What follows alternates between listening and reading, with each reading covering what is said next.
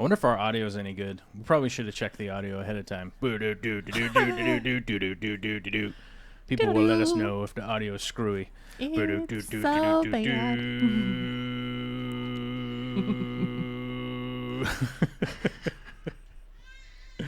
If the odd... Oh, I can't even type. Is good. There we go. I'll start the show. We were already talking, so we might as well just start the show. Introducing Alyssa Bentley, our guest, co-host, again. For the second time. Second time. 2 times on the show. You've been on the show more than Corey from Aquarium Co-op has been on the show. Well, that's crazy. He needs to get his little butt down here. Give him a hard time right out the gate. Candy says we're set up correctly. Oh, we got it correctly set up. Are you playing ads? It Don't gives play me ads on the show. I told you. It still gives me ads, even though I signed up and everything. I got the green name. Yeah, I don't know why that is. I don't know why. We'll figure that out. I think maybe you have to, I don't know. I don't know why. I don't know. I wish I knew more about the membership thing, but it is good to become a member. If you haven't become a member, you should become a member, and then you could get a members only jacket, which you have to purchase yourself. I'm not purchasing those for people because honestly, when I went to look them up, they were a lot more money than I thought they were going to be. Apparently, to purchase a members only jacket is cost prohibitive. Is it? I have not even looked. They were like $80. Dang. Yeah. I seriously was thinking in my head, I was like, oh man, maybe if they're like $20 or something, I could get a bunch of them, and then maybe I could like ship them out to people or something, like get something printed. Are they on even them. Warm jackets? Are they windbreakers or anything, or are they at all useful, or is it just? I think that they do something to perturb the wind from touching your body, but by claiming that you have to be a member first before you can do that.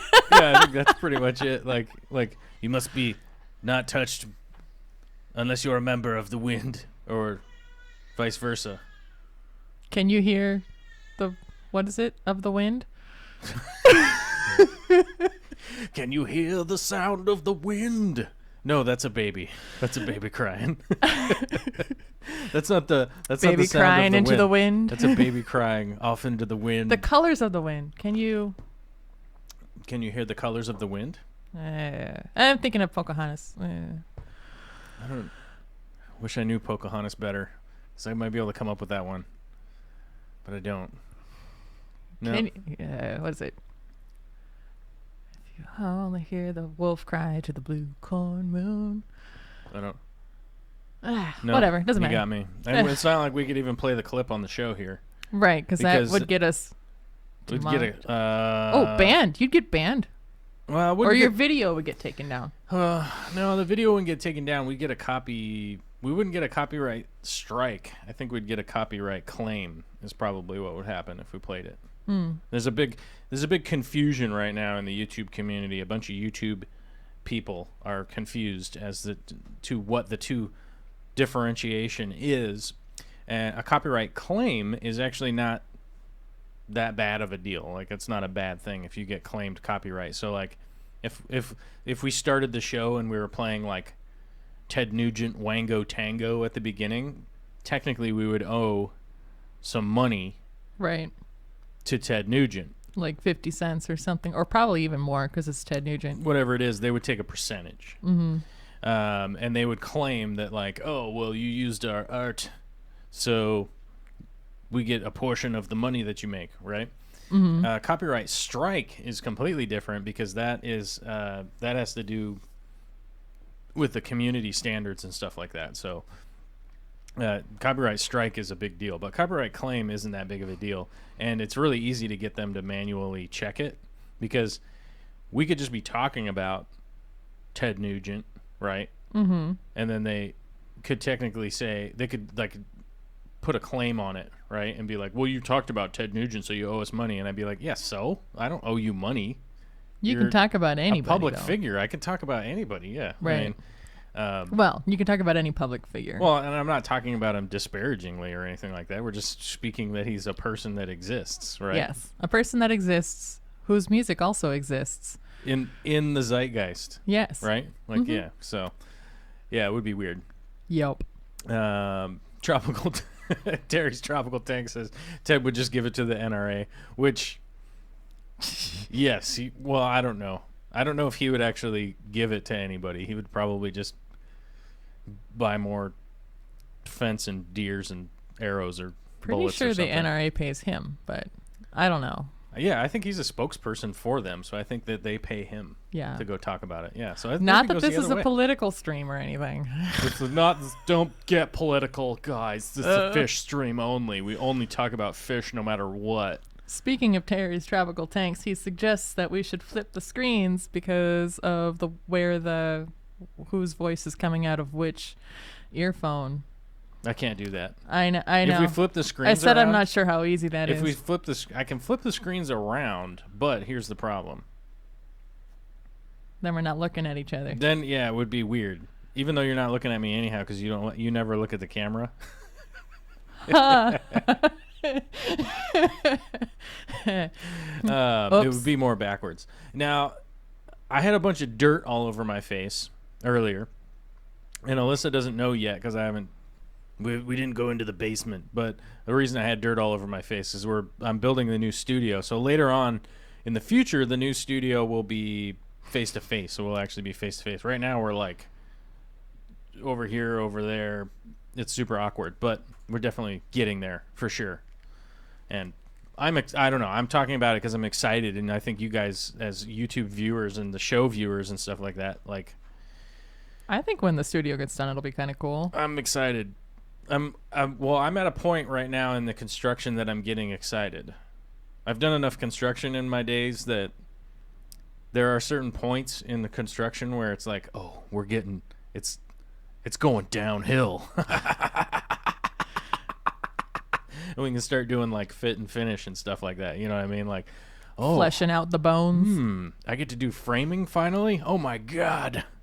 And I don't know if anybody's ever done framing before, but framing is like lightning speed. You know, it's, you know, once you get everything leveled and measured and like lined up and perfect, and then it's like, oh, now we get to frame this thing. It's like, oh, all of a sudden there's like walls and things all over the place because the framing just goes super fast, you know? Mm-hmm. Yeah. But anyhow, I guess the thing that I was talking about was, oh yeah, we got the studio coming along, and one of the big reasons we got the studio coming along is because people have been joining up memberships, and people have been coming on to Patreon and stuff like that and helping to support. And, you know, today would be a perfect example of like the direction that I think that the show is going in. I know that there will be some shows that, of course, will just be me by myself, but I do hope into the future that, you know, if we're doing 3 shows a week, it will be 2 or 3 guests a week, basically, is kind of the idea of like where I want to go with the show. And, you know, a big part of that is, you know, everybody helping out with the production costs and stuff like that to keep building this thing out is really paramount to be moving forward and doing that kind of stuff. And also, like, now Alyssa is here out of the kindness of her heart because she wanted to come out and do this, and she's receiving no compensation except for probably some plants and maybe some fish or something like that. But I got coffee. And some coffee. Yeah. But there is a point in the future where yes, I do want to bring somebody else on into the production and those kinds of things and stuff like that. I'm not necessarily saying that's Alyssa, but you get what I'm saying is that we do want to keep expanding and getting better and better, and hopefully, you know, getting the show better and better and stuff like that. So, you know, Alyssa was watching me make the thumbnail earlier, and I'm like, I'm not putting enough work into this thumbnail, but we only got 10 minutes, so I'm going to have to make it real quick. You know, and it's like, and so, but now I have some pictures of Alyssa, so I'm going to cut them out. So next time she comes on, I'll probably update the thumbnail from here, but it's just one of those things that, like, it takes an hour to, like, get some good pictures of somebody, completely crop them out, remove all the background, make them into a PNG file so it can be dropped in onto the thumbnail. And that's just the thumbnail, right? Like, that's Right. just that's the picture I'm going to click on, you know? So we're just moving along at the rate that we're going. And I don't know. Did I even make any sense? I just said a bunch of words that made no sense whatsoever, but we'll just I don't know. hopefully somebody understood what I was trying to say. It's fine. You're just trying to say words. The baby is sick. I haven't got a lot of sleep. I'm tired. Yeah, no worries. I'm going to try this time, unlike last time, to actually read the chat. Swift Aquarium, you're welcome. I gave him a shrimp tip the other day, and apparently he must have got what he wanted, which is good. He's a local guy. He's in the club. Swift is local now. He was from Oregon. Oh, Can't that's be local enough. Could hardly be trusted. He's coming all the way up here from Eugene. I can drive down to Oregon and back on a day off if I need to. Which reminds me, we I'm going to be going down to Oregon. The snow event that we had really Canceled stopped everything. It just canceled everything. I was unable to go to. Whoa, that changed my lighting. I was unable to go to the Willamette Valley. I always get this wrong. Willamette Valley Aquarium Society, and I'm trying to find the email here real quick just to make sure that I don't say the wrong date. And of course now I can't find it.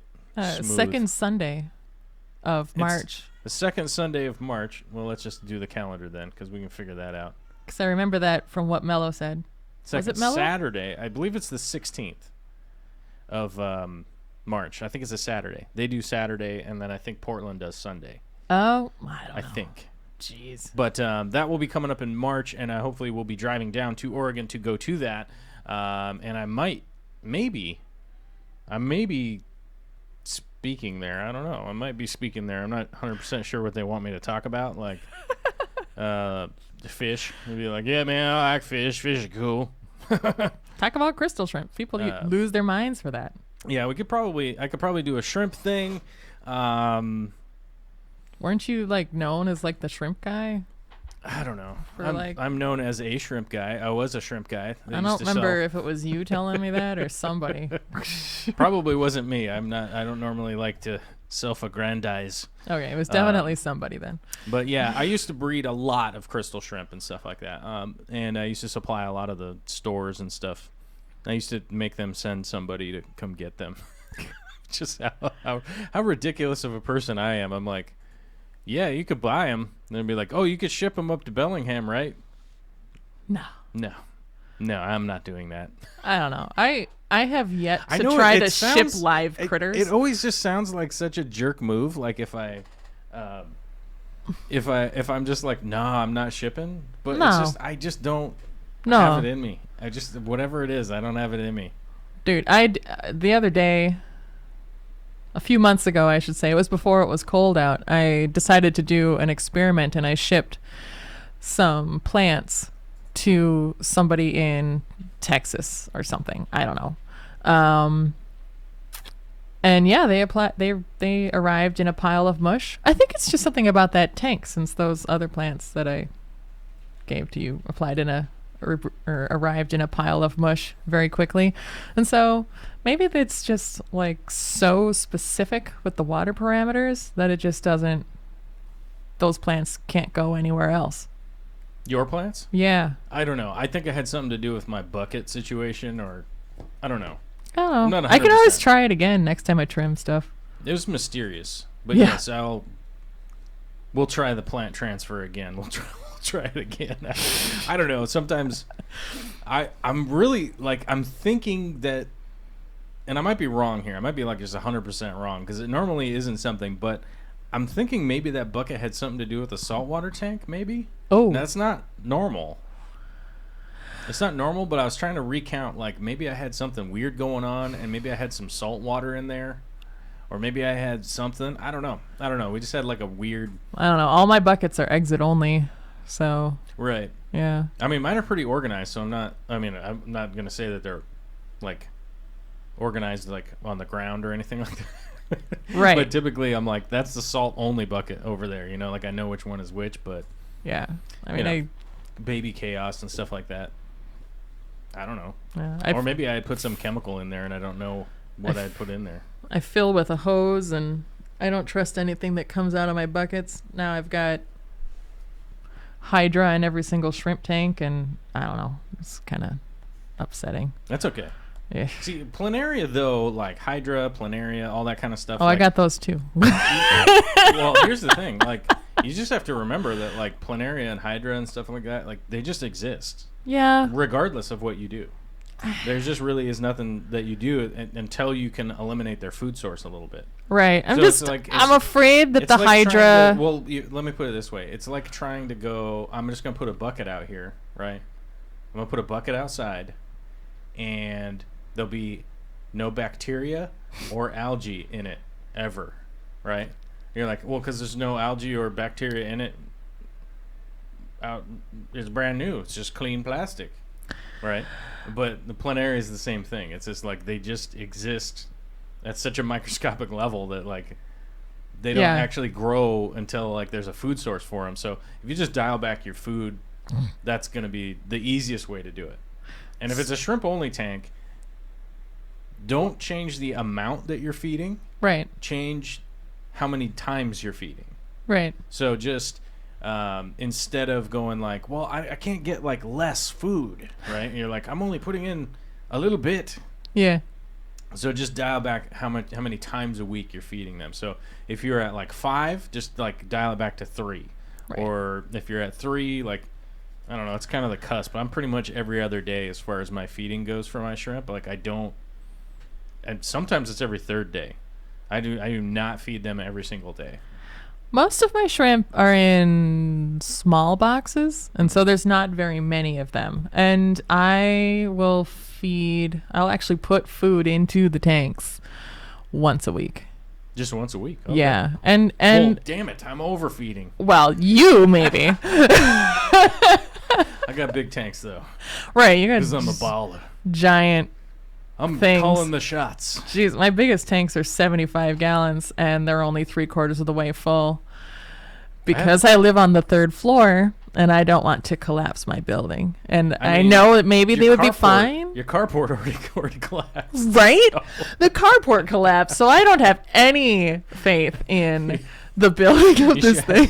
You should have no faith in that building whatsoever. It may just fall over at some point in time. I don't know. Although it does feel pretty stable. Darko says, man, that mic is hurting me. Which mic? Whose? Yeah, I don't know.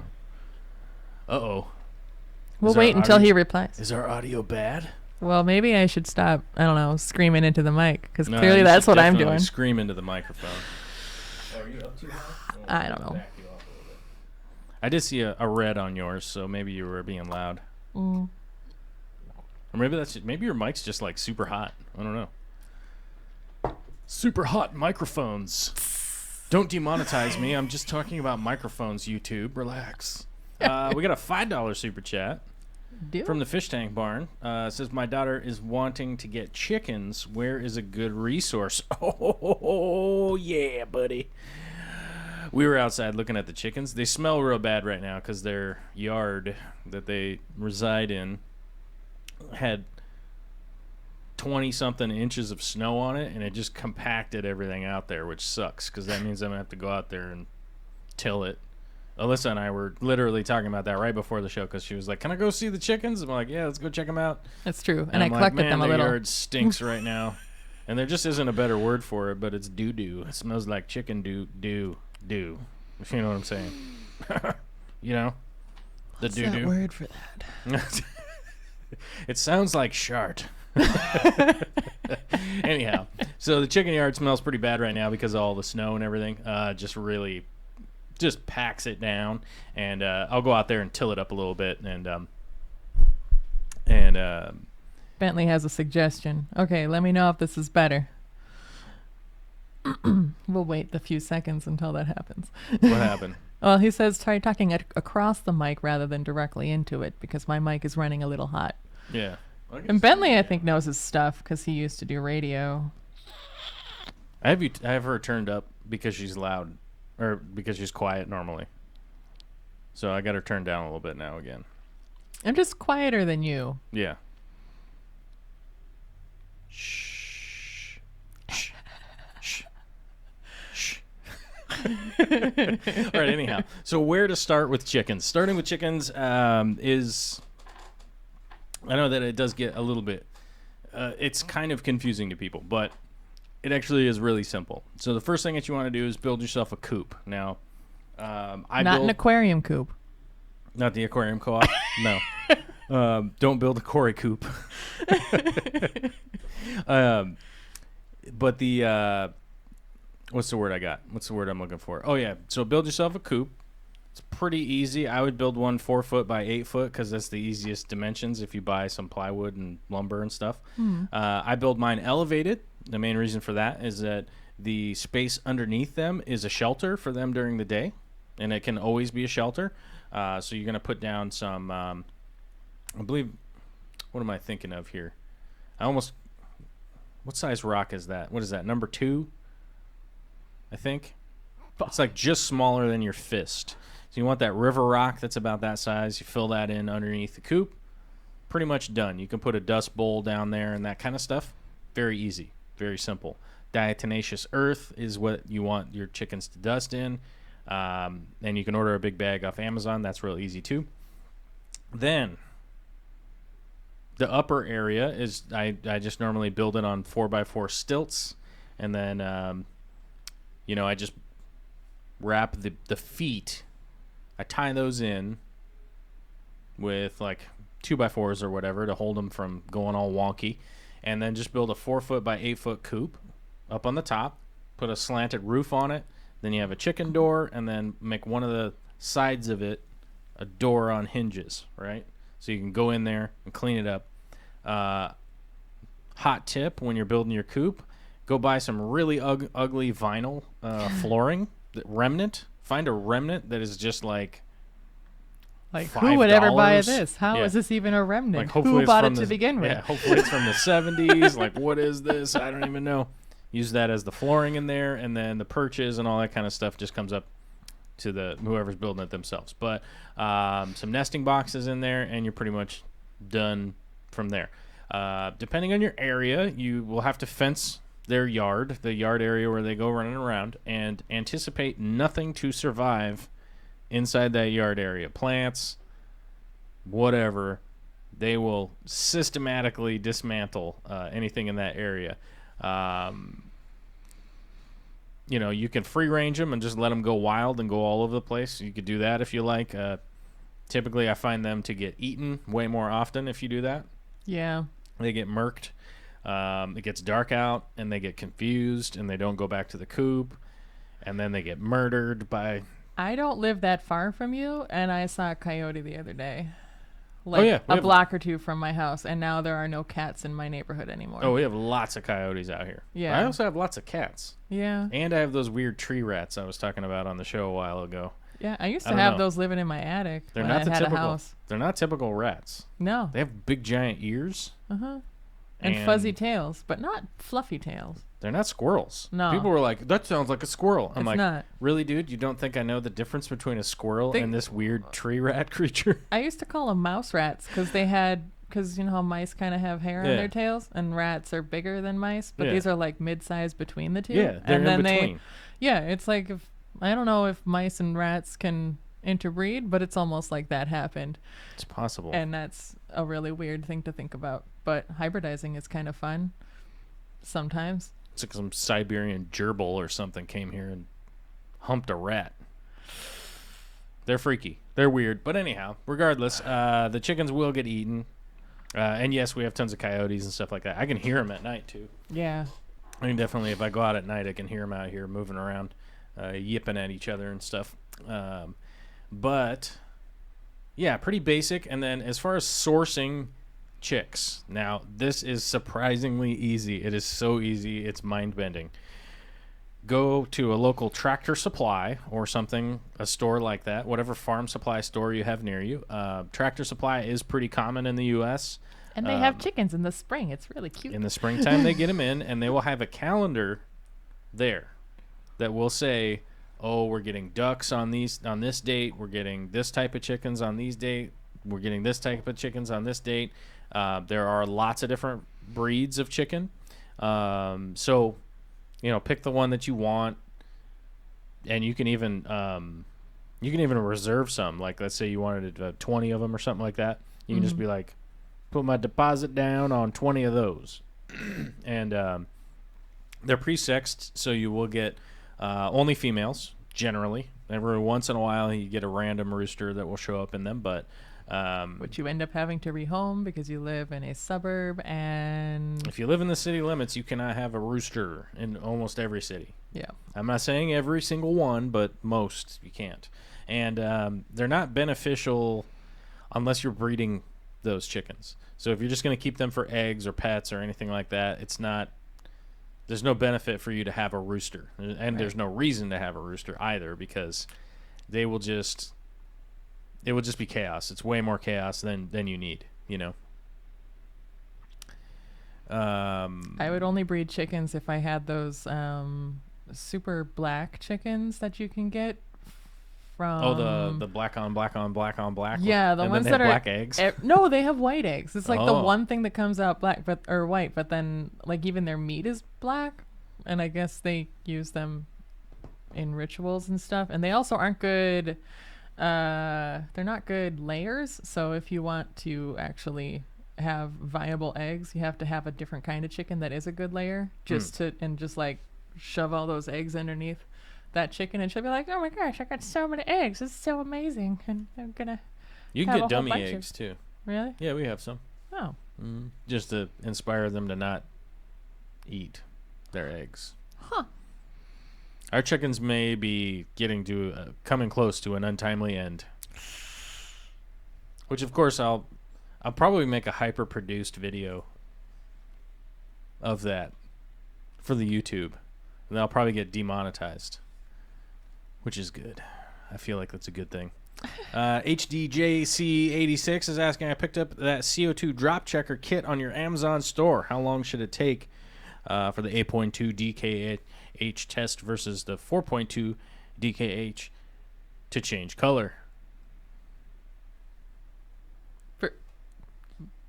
Wow. Usually it happens pretty quick. Yeah. Like while you're watching it. Yeah, you should be able to watch it. It really should only take I've never watched it happen. I normally come back like an hour later. I mean, I have, but it was because I was watching what the fish were doing. And at the time, I had a beta sorority tank, which I can't recommend for everybody to try, but I tried it. It can work. It worked for a little while, but I don't know. Man, I don't know about the betas in the store today. Like the regular Splendens that you can get at like Petco and the cups. The full-grown ones or the baby ones? Because nowadays you can get the baby ones, and I feel... Yeah, but I keep seeing like people coming home with a female baby, and then they'll be like, I don't think this is a female. I think this is a boy, because they're kind of... Sometimes they hide what they are. Yeah, they're like, I don't want to show you. I'm shy. And then you don't know what you have, and suddenly you've got one that's like murdering everything, and you're like, what is going on? Right. Yeah, that's true. I'll only stick a boy in. I think one of the biggest issues with like buying betas at a store is when you're buying them full grown, you never really know their age. Right. Because betas definitely reach a point where they sort of get full grown, and then they kind of color up, and then they just stay that way for a really long time. And when they get old, they just deteriorate super quickly. They just start to fall apart, and it's sad, but that's nature. It's not the deal. But the downside to most store-bought betas is that you have no idea how old they are. And I've seen it time and time again where people will go and they're like, oh man, I saw this awesome beta at a store, and the colors were awesome, and he was so cool, and he was like $29, but it was just totally worth it. And you come to find out, he's like, that fish was probably like 5 years old. Like, it had already bred a bunch of times. It'd been a bunch, and it's just kind of an old fish. But don't say that in any of the beta forums or beta forums, because I have found that they will just jump right down your throat. Oh, I don't attack. I don't go to beta forums because... as people know, I bred betas for a long time. I did a lot of work with them and stuff like that. But I go onto those forums, and they're just no Like you go into like a Facebook group for like beta people, and they are just bonkers. Like there's just no. I think it's just no filter. I think they just have no filter to like, just like come at you, you know? Right. Well, yeah, and so many people. It's like if I went on to, but I think also it's kind of a space thing too. Like if I went on to, like the Cartoon Network, and I was like, SpongeBob sucks, right? And then I had 100 people come at me and say that SpongeBob is rad, you know? Like I would probably see them as just kind of as crazy too, right? Yeah. I think that would kind of be the thing. But you like going to a beta group. I don't know. It's a very weird thing that I have to not be in those groups because I mean I freaking love those. Are my first fish betas, and I remember betas lasting for years, and then now if I'm lucky if I get a beta to live 9 months, and it's not like I've gotten worse at fish keeping. Well, it's possible. I mean, I guess I was on this by the way, I was on this beta forum, and they were like, Alyssa's gotten worse. This fish keeper, I saw it on there. I was like, oh well, that's a bold statement, right? I mean, it's beta possible. keeper 2091536, right? bold. Here, HDJC86 asks, are the 30 longs worth the extra money compared to the 29 gallon? Yes. Yes. Well, I mean, it depends on what you're doing, honestly. Any long tank is better, in my opinion. I personally prefer them. It's just like the 20 long, the 30 long, the 40 long, the 60 long is cool. Yeah. Even the 12-gallon Mr. Aqua long, those are cool. Yeah. I don't know how long they hold up. Almost everybody I know that's bought one of those tanks has kind of blowout at some point, and I'm like, 12 gallons? Like, really? Come on, dude. Ooh, that's harsh. But, I mean, I don't know. I've definitely... But then again, you only ever hear the horror stories, you know what I mean? Like, there's somebody out there driving a Pinto around right that originally bought it, you know what I mean? They're like, oh, it hasn't blown up yet. Right. Well, it's like reading Yelp reviews, you know? People don't leave you a review if they think you're doing great. Right. They only think to do that if you did a bad job, or if they think you did a bad job, or whatever. Well, that's the perfect that is a perfect segue into you know, I've worked for some very large restaurants, and I've worked for some very small restaurants, and one of the larger restaurants that I worked for, we had a lot of research. We had a ton of research on our hands and stuff like that. And one of the things I would constantly remind people was after you know, all of these crazy studies that have been done, is that if somebody has a bad experience, on average they tell between 7 and 9 people about it, and if somebody has a good experience, they tell between 1 and 2 people.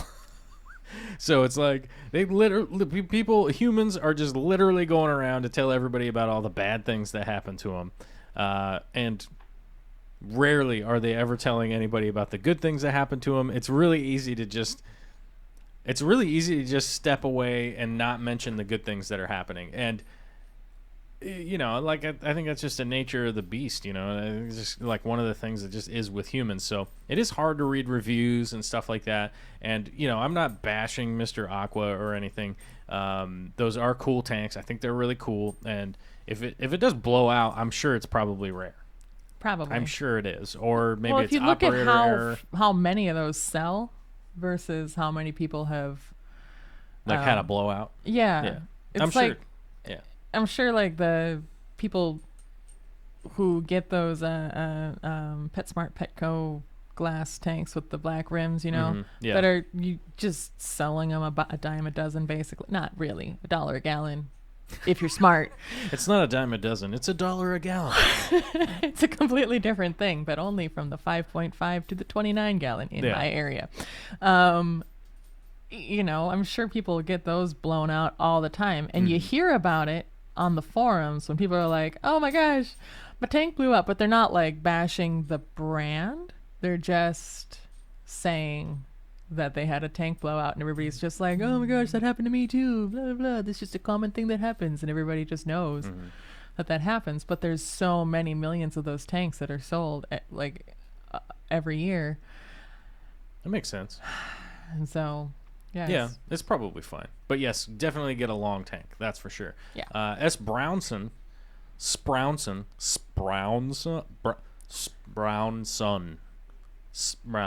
Too many consonants together. Brownson. Sorry. I didn't know that was a name I was gonna love, but I love it. Brownson. Brownson. I like it. It's good times. Was asking, is the 20 high the only standard size tank that will fit in a 24-inch space? No, because the 60-gallon cube will fit exactly in a 24-inch space. Oh, that's right. Which is 24 inches tall. It's 24 inches front to back, and it's 24 inches wide. Yeah, I suppose it depends on how deep the space is. That's what my reef tank's in. So, and I can't talk up the 60-gallon cube more. I love the 60-gallon cube. It's my second favorite size tank. Mm-hmm. No, it's not. I don't know what my second favorite size tank is. It's a cluster of nonsense. What's your first favorite size tank? The 120. Oh. Yeah, that's why I've been getting those built whenever I had money. Speaking of money, I'm about to blow it all, you guys. Uh-oh. I'm going to spend it all. I'm going to take all of that money and I'm going to spend it all. Some retail therapy. Well, no, because of because we got some good support and we got things going on with Patreon and we got some new members coming in and stuff. Obviously, we did talk about that a while ago. Like, we're trying to get enough members. We have to get to like 10%, which is just unimaginable to get to 2,000 people under the membership thing. But we got some new support, and I realistically has encouraged me to just say screw it, and I'm gonna blow up my credit card because it feels like the thing to do at this point in 2019. I feel like we're on a financial cliff anyhow, so I might as well just get involved. Get involved while money's still worth something. Yeah, well, I can still exchange it for something. So I'm gonna be upgrading. I'm going to get the EOS R, the new Canon mirrorless camera. We're gonna be upgrading the filming game. We're gonna have to do it. Actually, I was talking with Corey from the Coop earlier today, and I realized part of my decision-making process has come to the point where I'm like, I'd rather just not think about it anymore and just get the damn thing. Because the other option was just continue saving and try and get a cinema line camera, because that is definitely one of my long-term goals. I'm looking to try and get a credit line for like a C300 Mark II, but those are about $9,000 basically. So I am considering it. That is just going to be something that is still further down the line, which is fine. I'm totally happy with that. And I think I just need to move up in the camera game and sell off some of my old cameras, just get some of the newer people. Some of the newer people into photography and stuff like that are looking for some entry-level cameras, and get those moved on down the road and go that route, because it just feels like the right thing to do. Up the game, the ante. And all of the reviews I was basically, all the people I was listening to about the EOS R, they're just super heavy-handed with their BS reviews, right? Yeah, speaking of reviews. Yeah. Harsh.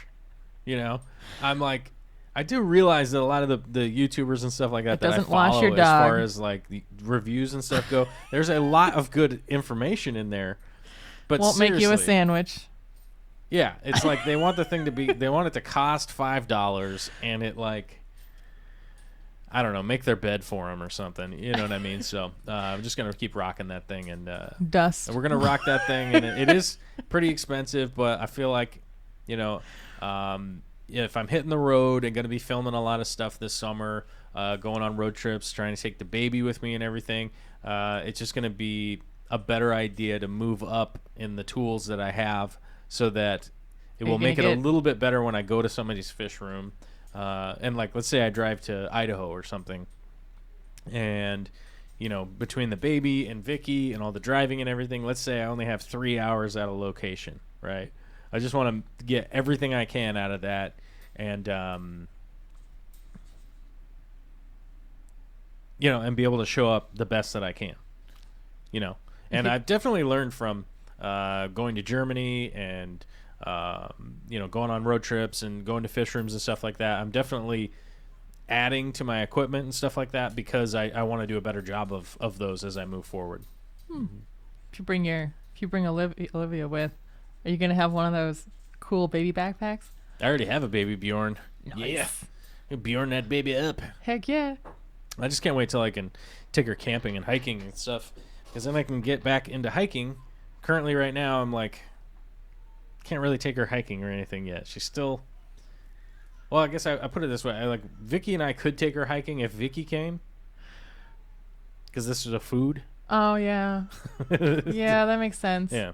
Oh, pro tip from people that I know who have had babies: if you do the baby backpack, baby Bjorn, whatever, if you got like the one in the front, and she's facing front, be real careful because she can swing and kick you.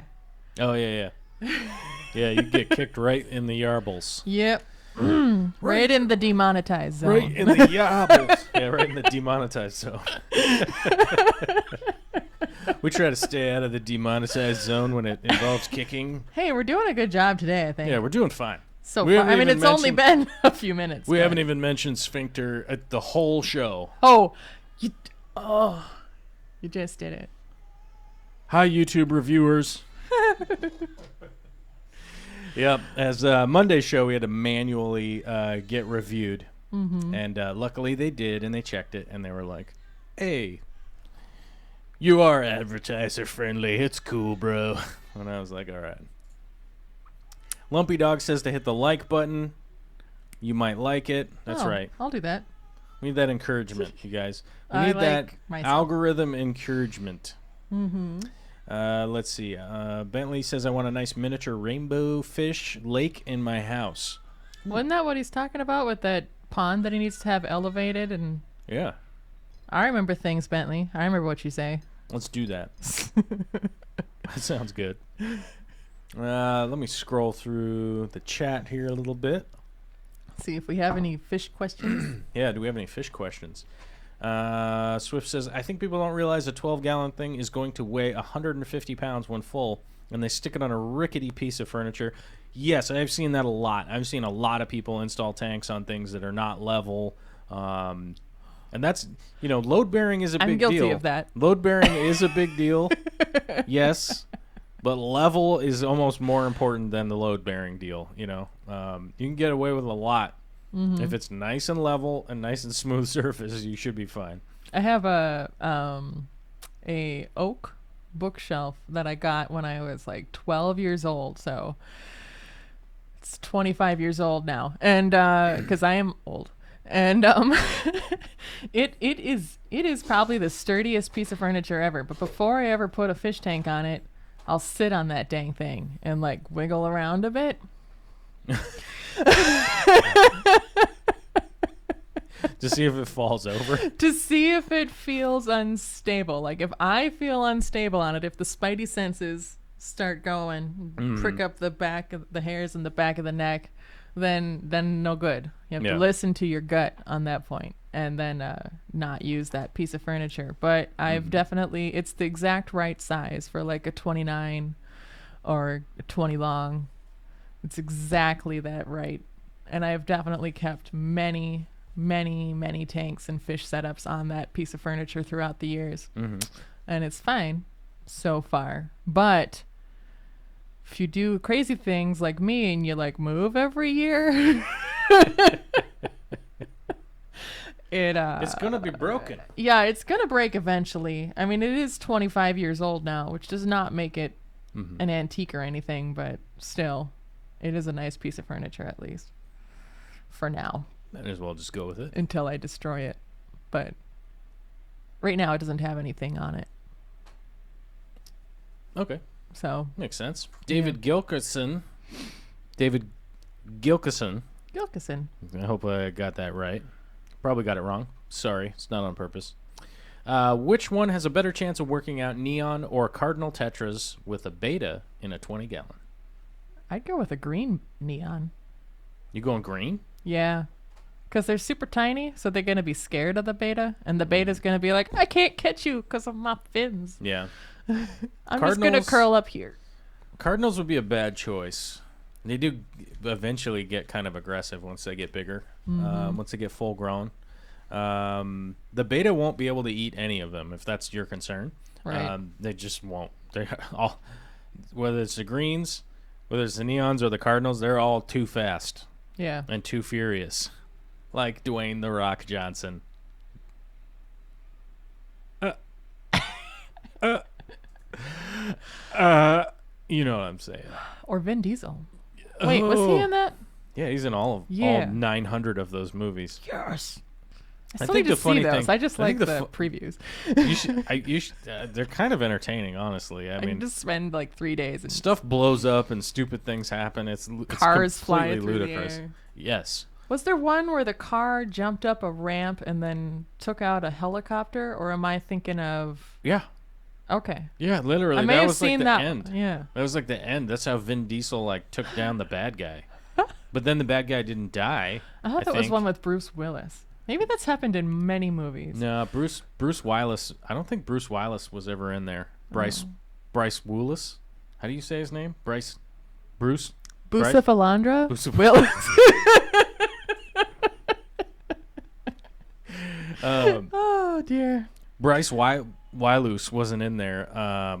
It was the other guy, Statham. You know, Jason Statham? the guy who plays himself in all the movies. In every single movie, he's always just they might as well just call him Jason Statham. They might as well just call him Jason. Like, hey, Jason, fair, what's up, bro? You're in Bruce the movie? Willis basically plays himself in every single movie as well. I've never seen him play something that's not Bruce Willis typecast. Like they've never done like a kindergarten cop or something with him. He has to have done something weird. Maybe when he was younger and had hair. Anyway, he what has are we to doing? have done something weird because he did Die Hard. That's for sure. Hold on, let's check this out. Bruce Willis. Meanwhile, let's see. I am DB. Yeah, you answer something. I'm gonna find a weird movie. Fish asks, 37-gallon tank. What relatively mid-sized fish would go with guppies? Brisonose plecos. It's a good call. Yeah. Also, let's see. Depends. How much do you love your guppies? Are they gonna breed in there? You can put pistos with them. They'd work. Don't put angels with them because they'll eat them when they get big enough. Let's see. What else would work? I haven't kept that many varieties of fish. You could probably do gouramis, like the dwarf gouramis, not any of the giant ones because that's crazy. So like you can go with a peanut butter gourami, also known as the powder blue or any of the other crazy ones. I don't know. What do you think? Anything I haven't mentioned? I'm thinking that every single Bruce Willis movie, he plays Bruce Willis. Yeah. I'm looking at it, and I'm pretty sure he just plays, he's like Lieutenant Muldoon, John McClane, Yep. Harrison Hill, Yep. Muldoon, RJ, Harry Rydell, plays Bruce Willis as Bruce Willis. Hardigan, like every character he plays is just Bruce Willis. So I think you're right. Yeah. Except for the Lego movie, I think. Oh, here's a question for you specifically. In The Fifth Element, who does he play in The Fifth Element? Corbin Dallas. Corbin Dallas? Is it super green? Is that super green? Multipass. You got that multi-pass?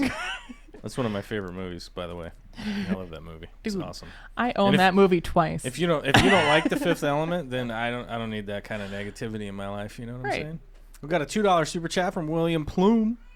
2-hour commute home from work entertainment. Well, good. I'm glad you are entertained. Muchas gracias. We appreciate. Yes.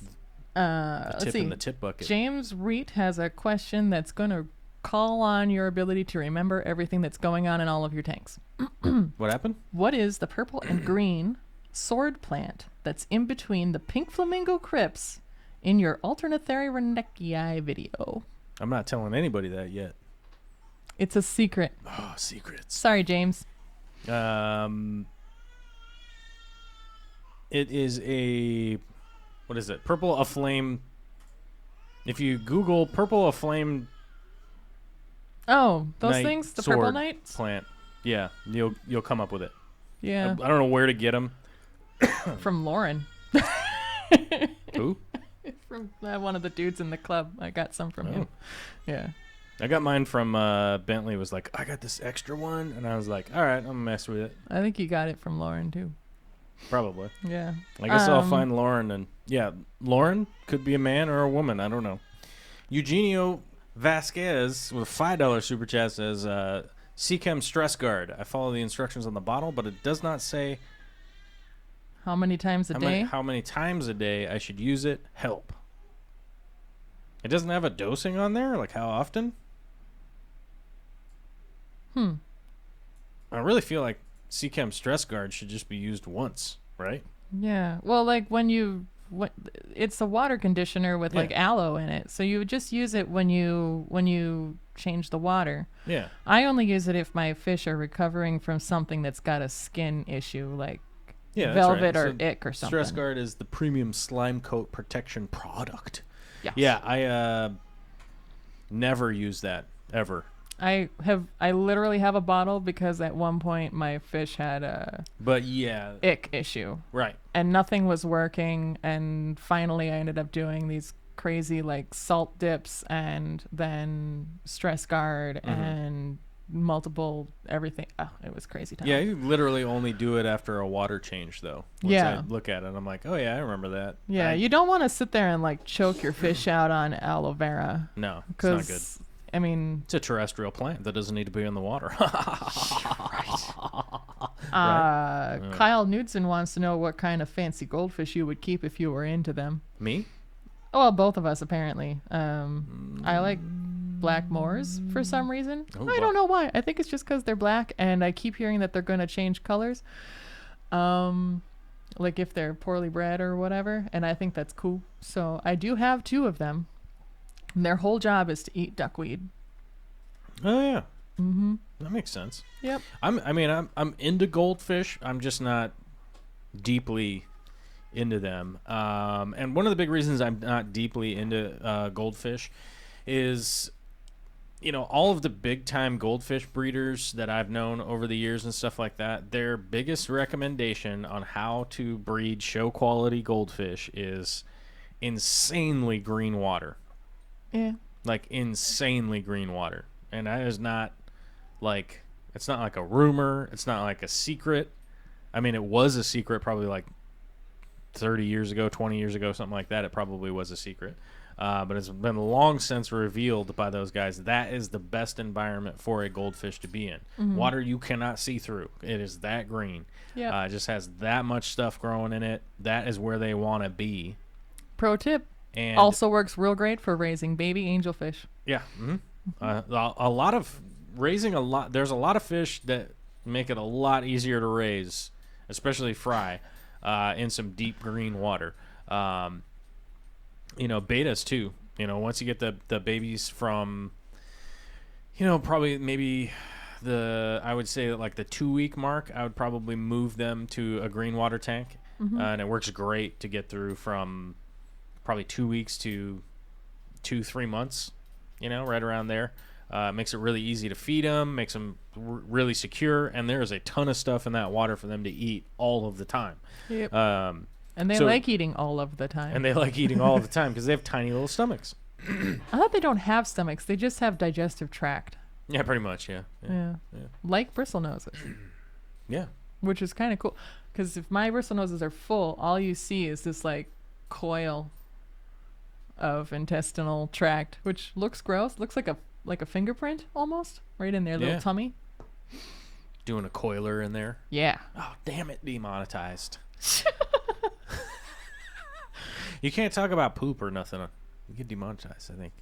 Call it show quality mulm. scuds like green water. Yeah, they do. Show quality scuds. Show quality scuds. Gromble wants to know thoughts on a mono shrimp that are disappearing. He's got 2 bristlenoses, Group of diamond tetras, gold tetras, and pandagara. I dropped in 3 Amanos and watched them for an hour, and I haven't seen them since. 2 things. 1, Amano shrimp and all shrimp will disappear in a tank that's big enough for all of those fish. So I'm just going to assume that it's not like a 4-gallon tank. 2, you've got some bigger tetras. Tetras, they like to eat stuff. Yes, that's they do. alive. They like to eat stuff that's alive. So there's a possibility that you don't have any shrimp anymore. It's also possible that they're just hiding because they don't want to get eaten by the tetras. Yeah, they could be hiding, that's for sure. Especially if you added them in only an hour ago. I wouldn't stress that much about it. But do remember with all big shrimps like that to put a top on your tank. Oh, that too. Because Amano shrimp will climb right out of there. They're going adventuring. They're going to go find something. And unfortunately, they can't live on the ground for very long, so they dry out and die. And right. So, yeah, I would they're trying to get rid of the One too. Ring, and they don't realize they can't make it to the Eye of Sauron. But, yeah, I would imagine if you only put them in an hour ago, they're probably just hiding, and eventually they'll come out. I wouldn't be too stressed out about it. Right. Tyrone Wiley says 55 gallons, 6 Praecox rainbows, 10 neon tetras, 7 Rasbor hex, 1 angel, 2 Corys, 1 clown pleco, 1 cuckoo cat. I don't know what that's supposed to be. Can I add something else? Should I add something else? No. I would not add anything else. And in fact, I would wait and see if those angels eat those neons. Yeah, I would first of all see what the angels are going to do. You have too many species in one tank as far as I'm concerned, if you're asking me. I'm not trying to be rude, and I'm not trying to sound like a jerk, but 2 Cory fish, that's not good. Like 1 angelfish, that's not great. The neons... well, yeah, I mean, it's just not the best. I mean, angelfish I would always just keep as a pair, a male and a female. It's just kind of the best way for them. 2 Cory fish, you need a big school of any Cory fish. There aren't any independent Cory fish that just cruise around by themselves. 2 is not good. And the clown pleco by itself is fine, although you'll never see it. It will always be hidden. Yep. And the cuckoo cat, I don't know what that is, but I could look it up. What I would do in this tank is I would rehome the Corys for sure. I would get a mate for the angelfish, and the only thing I would add is either more neon tetras or more rasboras, and just expand that little colony that you have going on. But it's very difficult at this point with an established tank that you have to get those fish, get them quarantined, make sure that they're healthy, and add them in. That's going to be pretty rough. So he said it's a cuckoo catfish. It's a synodontis type. Okay. Synodontis multipunctatus, which is going to try to eat anything that it can get its mouth on. So that's what you're looking at. Mm-hmm. You're looking at an interesting tank down the road. Yeah. I'm not saying that you're definitely going to have problems, but it's going to be a little problematic, as time goes on. Make sure you got a lot of flow on that tank. That might help. Seth Farnham is asking, hey, Joel, what material did you make the net pot racks out of in the plant tanks at the Aquarium Co-op warehouse? That is 1/4-inch ABS acrylic. It's ABS and acrylic mixed sheets, so it's pretty heavy duty. It's hard to cut. It's a nightmare to deal with, and good luck. It's going to be hard. And I'm certainly not going to tell you the whole size, because you're going to have to figure that out yourself. And the reason I say that is because I had to put a ton of work into figuring out exactly the hole size that needs to basically be very much so laboriously cut. So I think I have carpal tunnel from making those, and I have 60 more to make. So, but yeah, it's ABS sheet, 3/8 thick. I was gonna say it's a 1/4-inch, but it's not 1/4-inch. It's 3/8. Yeah, that's pretty thin. 3/8, so it's slightly more than a 1/4, but not a lot more. It's a sizable difference. In this case, the size does count, people. The size does matter. Quarter inch will bend over time. Heck yeah. And have problems. My phone is going bananas, so you read something, and I gotta find out what's happening. All right, let's see. It's for you. Everybody's saying hi.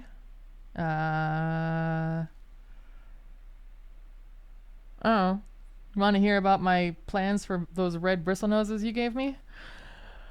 Yeah, okay. I'm sure everybody wants to hear about my nerd stuff. So who is it? Angels Plus put out something that said that they were they claim that they're the people who brought longfin super red bristle noses into the country, and I don't know if that's true or not, but I did read their blog like 17 times about it, and they said they just were able to find the short fin super reds, which are cool, and that's what Corvus has.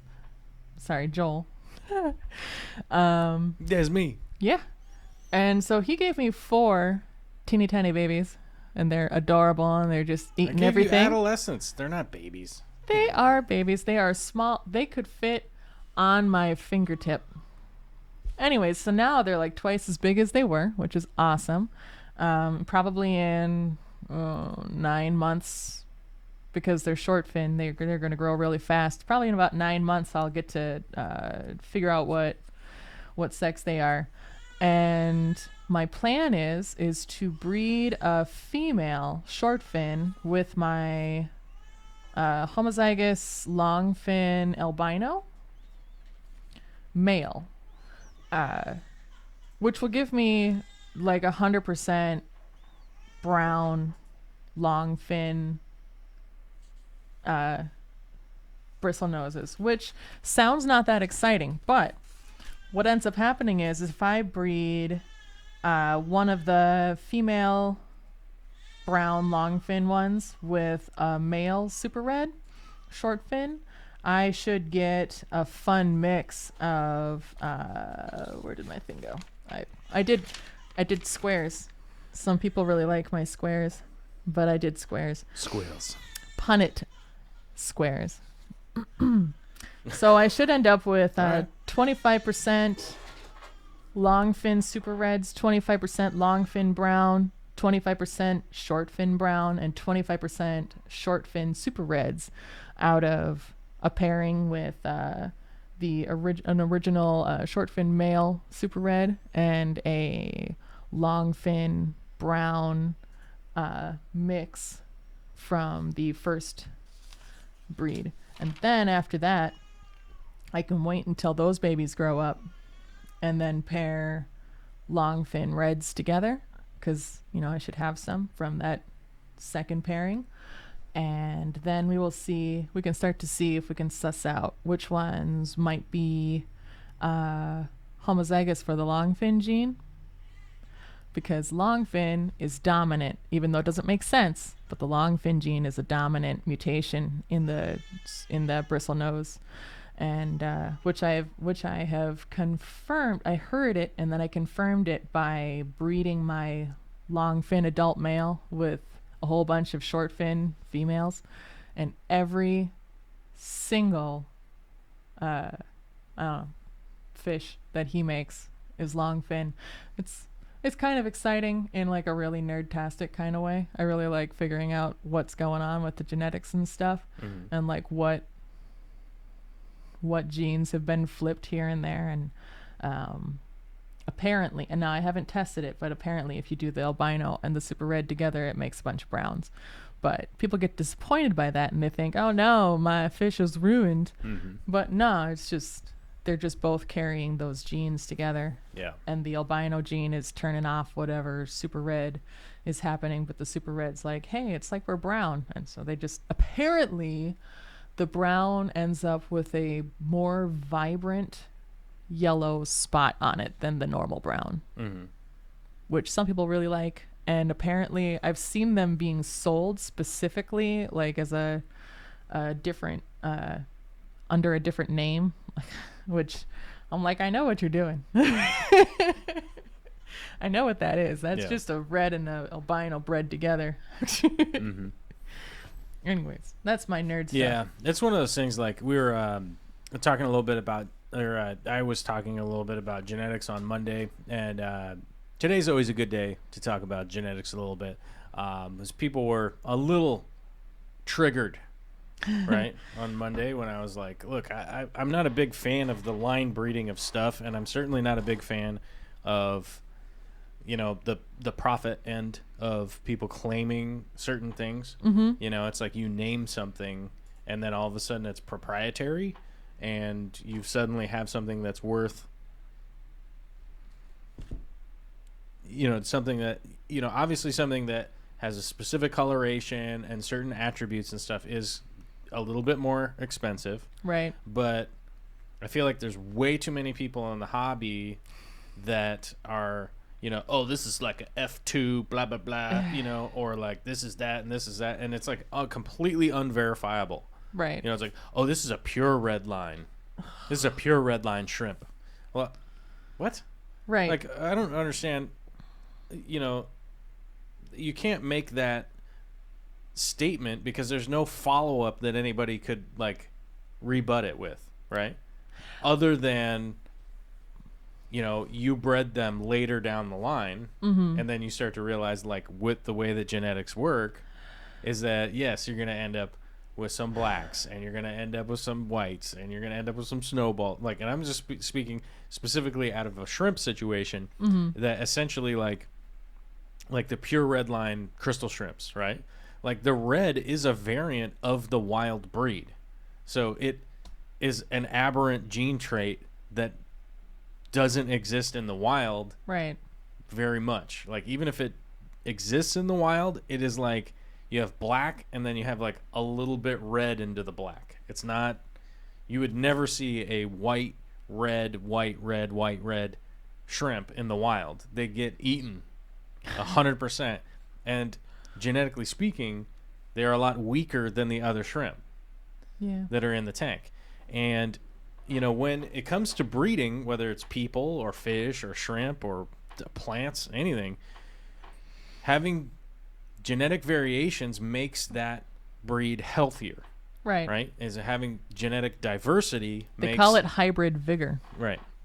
Is that it makes that breed healthier. So for somebody to go like, oh, well, I eliminated the breeding line of these bulldogs, right? Oh, now suddenly you have a dog that only lives to be 6 before they just die, and it's because they have such a lack of genetic material. And I think, I think because what they upset can't a lot breed of people, or breathe. What upset a lot of people is that they were like, oh man, you're like super pissed about line breeding and stuff like that. Like, to a certain degree, I think it's a good idea. I think it's a good idea to go like, yeah, we're trying to get this yellow fish, but to get to a point where, you're 100 generations down the line, the genetics are terrible, and you've got something that's really rare because it dies if you send it anywhere. Yeah. That's not good. That's not a good part of the hobby or anything like that. Right. So, for many years, a lot of people were super pissed at me because I would talk about my crystal shrimp. My crystal shrimp all started out as black. Nice. They were all black.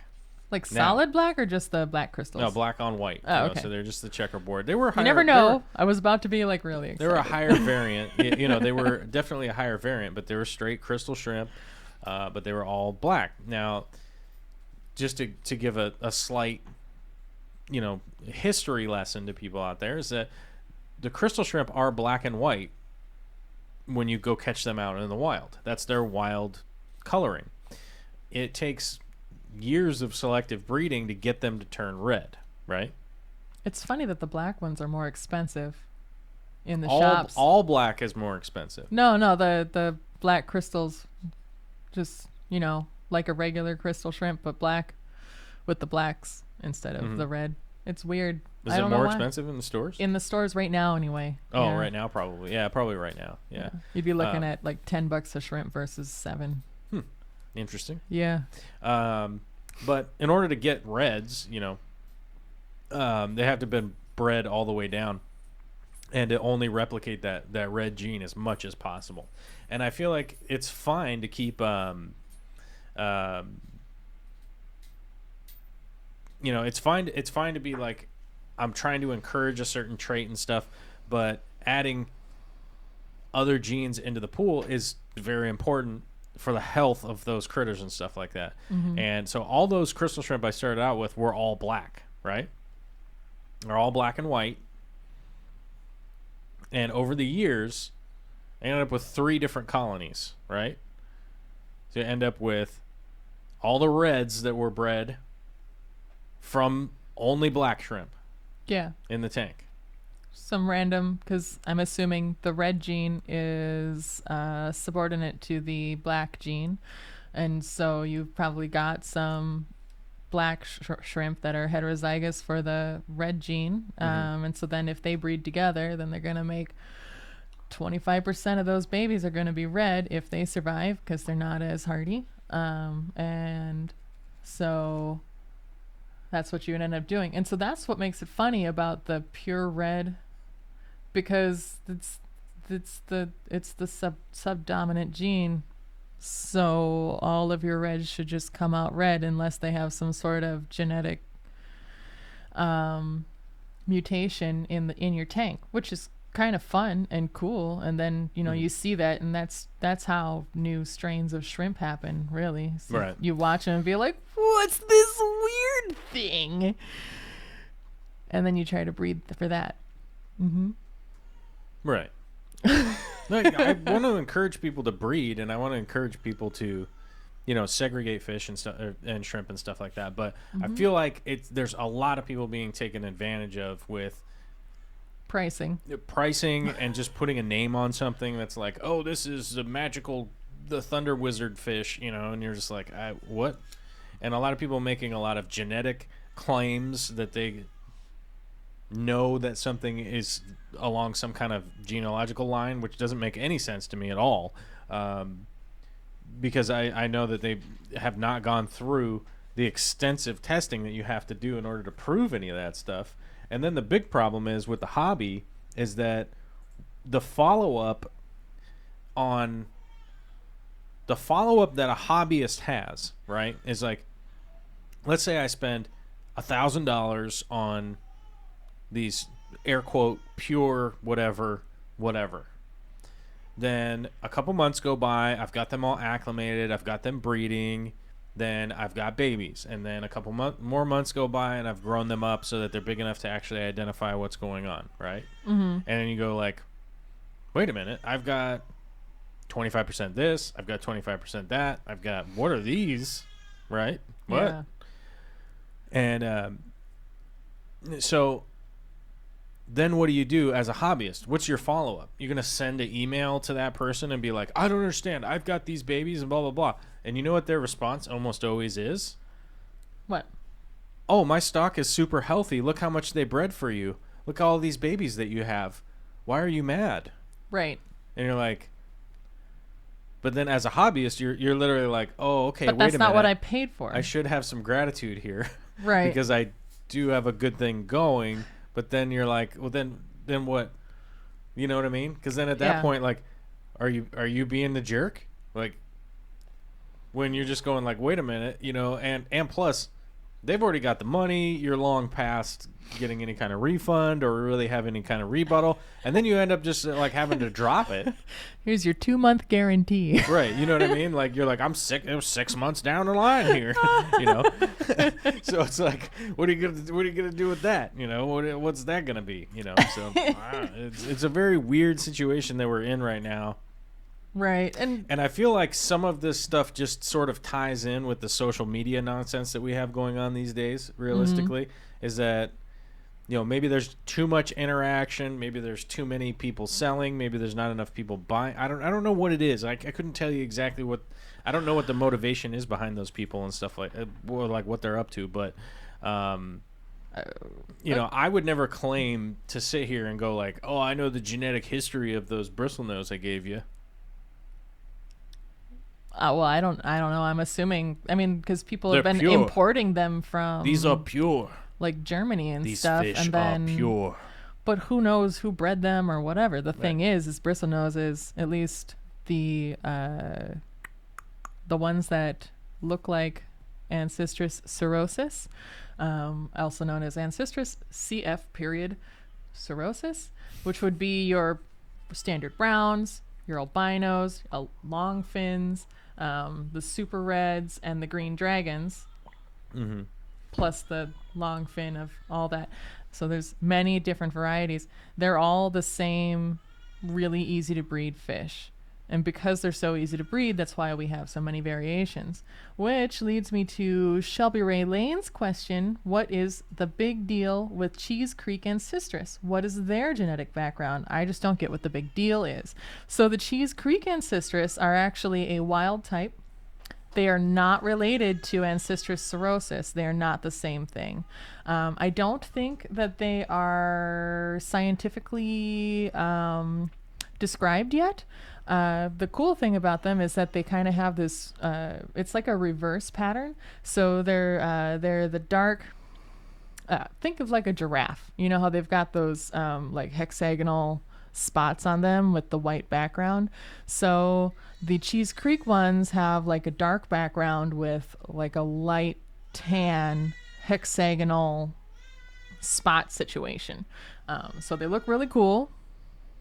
And they're from a collection point that apparently Dean went to. That's one of the places that Dean went to on one of his Peru trips.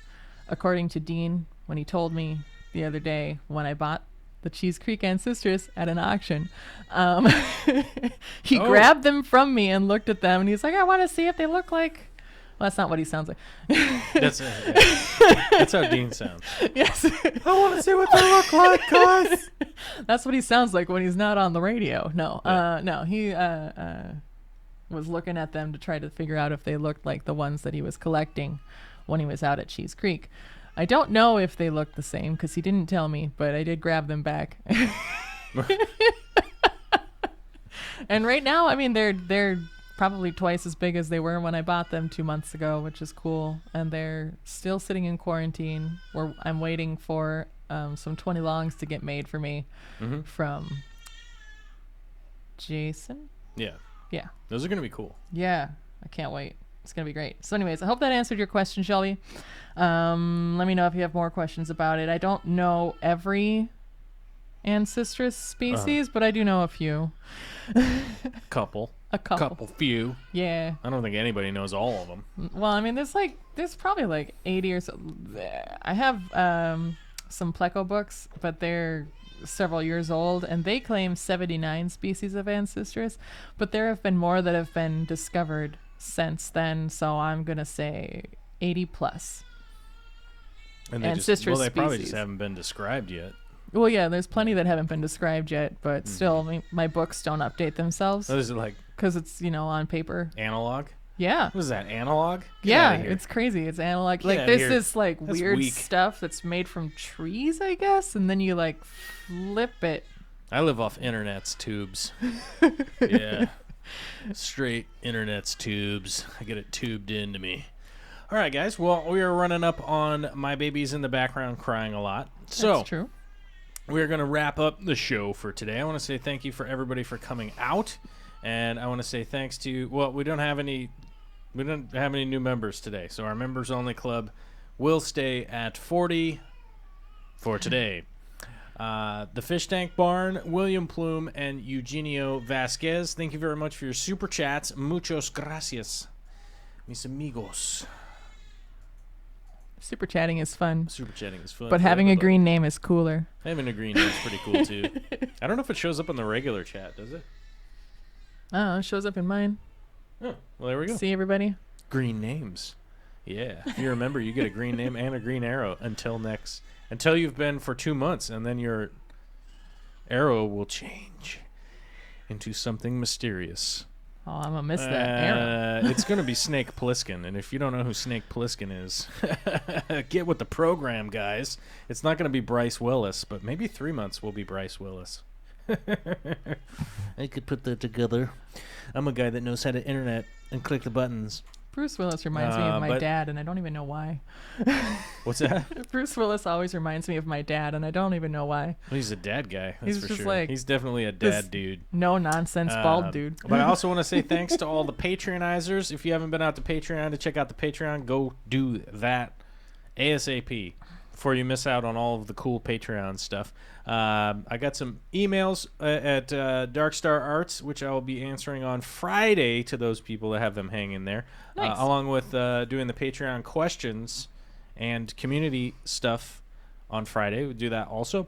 And, all of the stuff and the things and the Amazons and the blah, blah, blahs. And we have like a million ways for you guys to support if you want. If you don't, you don't have to. Feel free to do whatever you want with your life. In the meantime, I'm going to go ahead and try and mentally arm wrestle CJ Black into telling me where the button is.